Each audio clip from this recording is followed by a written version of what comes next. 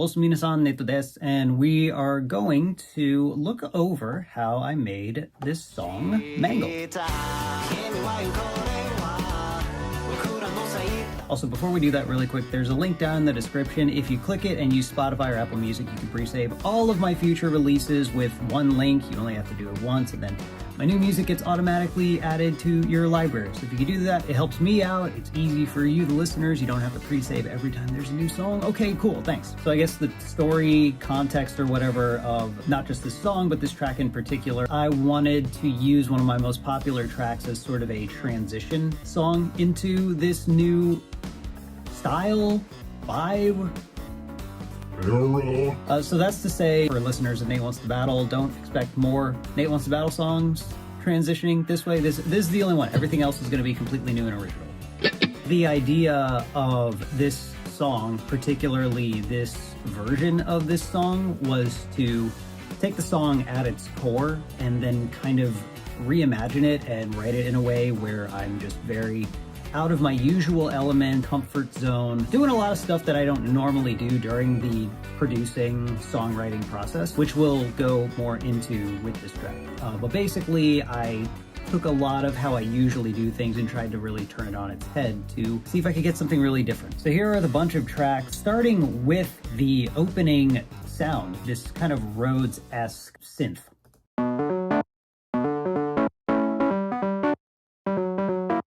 I wanted a pretty old school traditional Rhodes sound. I was being influenced by a lot of like J-pop artists that use a lot of Rhodes stuff, especially to like open tracks up with. I really wanted to model the influence of this redo around a lot of those kinds of tracks, but I wanted to be a little different, so I added a little bit of crunch, a little distortion to it, as you can like hear with a lot of the higher notes. And the chords, you can hear that bite in there.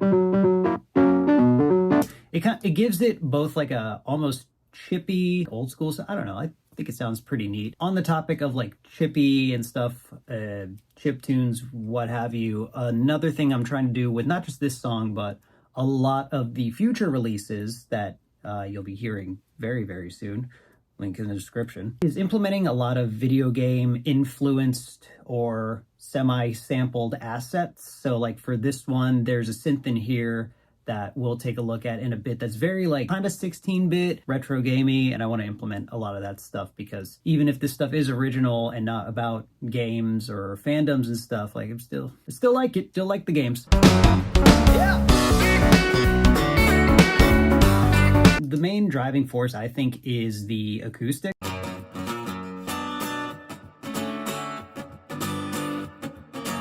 Along with the lead, which is obviously imitating the classic melody of Mangle. So,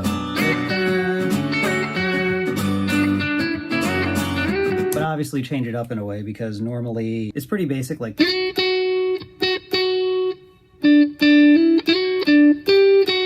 is the normal melody. I wanted to, change it up. So that's where the swing as well as the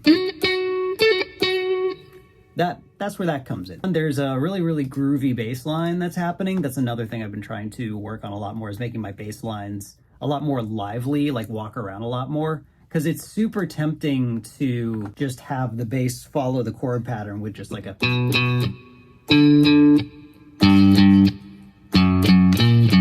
which is normally how I write a lot of bass parts. I come from a very like garage band punk background where if the bass isn't doing some kind of crazy bass solo, then it's usually just like a...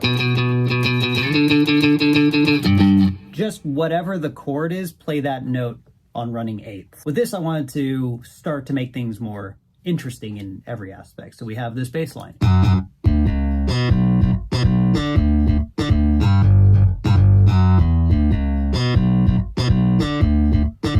It is still pretty basic. It's just taking the chords and then adding that slap octave to it, and then doing a little bit of a walk down at the end, but it still is a little bit more than I usually write. And I think it blends in pretty well. It like keeps... It's cool.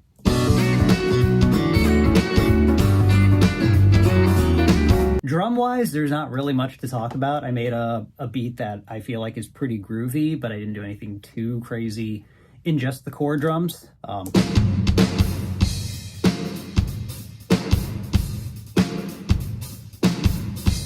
It's just a fun groove. It's pretty straightforward, pretty simple.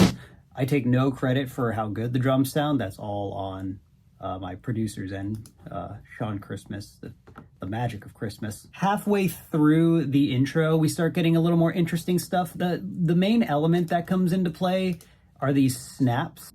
I wanted you to feel it more than hear it, but I still second guess it, but like.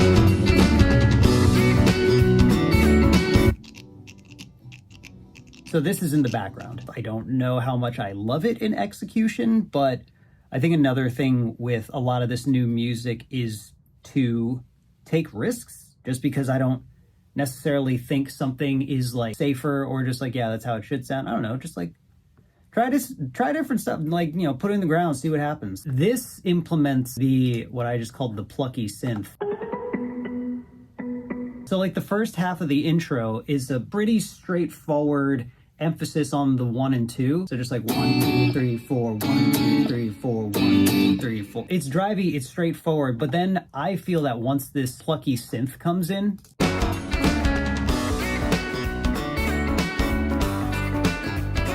it kind of changes up what kind of patterns you pick up on without it being too in your face. It's just a fun sound. I like it. The walk up too, the little boo-doo-doo-doo is like, that's got fun little chemicals in it.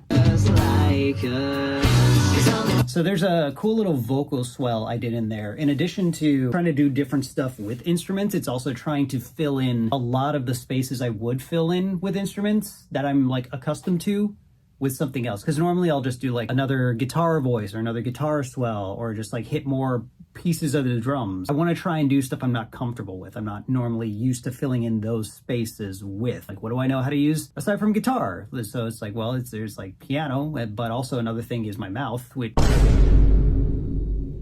So there's this vocal swell here that really just like drives into the chorus in like a spooky way. Because listen to it without.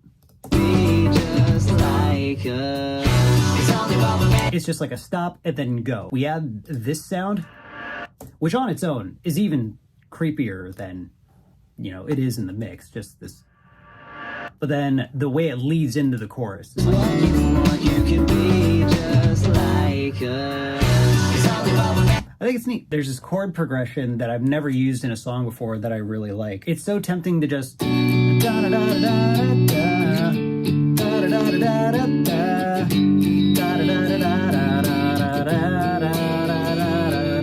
which is not bad. I feel like that's what most people would expect. So I really have been messing around with chord progressions, especially walking chord progressions, which is how we got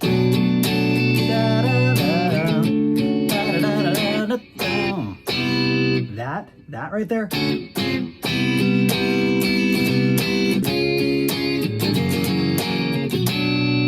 It's just so different, and yet the same melody still sits on top of it the same. So if we were to just do the vocals and play the same chord progression, it's still gonna fit, but it fits in such a different way. So like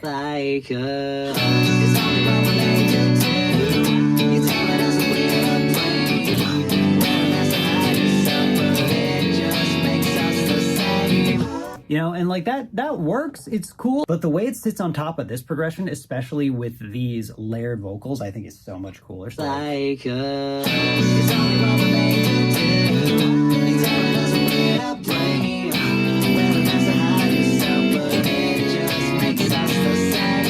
it's way more dynamic. The chord progression has a lot more angst. It's vibey and weird.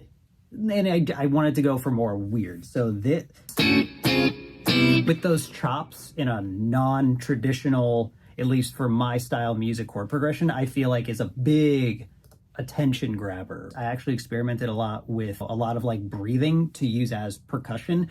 A big thing I tried with this track in particular is replacing where I would default hi-hats emphasizing a beat. I actually opted in for breaths. I'll just show you. Look, so it's really subtle, but right there, there's just 3 layers of a big exhale that's kind of serving as like a crash to open up that downbeat of the chorus a lot more. It's pretty subtle in the mix, and I think that's a very good thing. So like, if we do it without, the cymbals there, it does the job, but this, that breath, it almost adds this feeling of like decompress, exhale, like we're in the hook, we're in the chorus. You know what I mean? I don't know if that makes sense, but it does add this kind of relief. I feel it when I listen to it. So there's a part in the second half of the chorus where I had initially defaulted, like I said, to open hi-hats, to where the drums were going to do like a... But instead, I left the hat closed, did no emphasis, and opted to make this kind of breathy percussion that goes like this.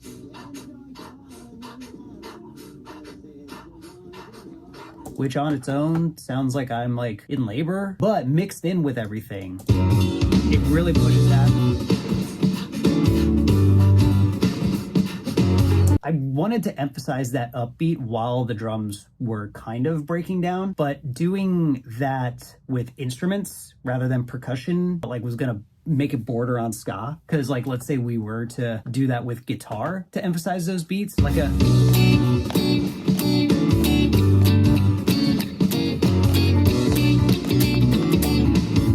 It's like, it feels a little ska reggae, which isn't a bad thing, but to me really didn't fit the vibe. But I wanted that bounce, that emphasized upbeat, kind of bring it to that like...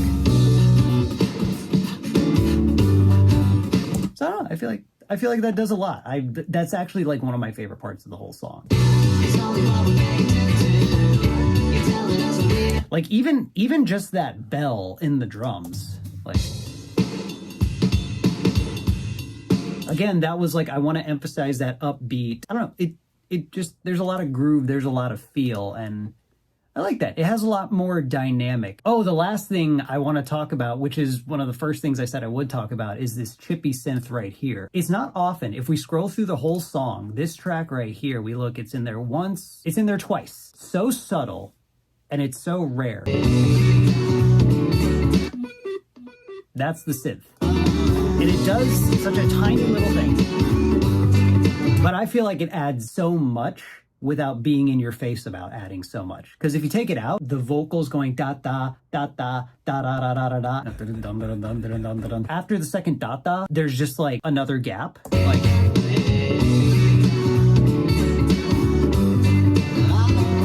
I wanted little something, little zest in that second gap.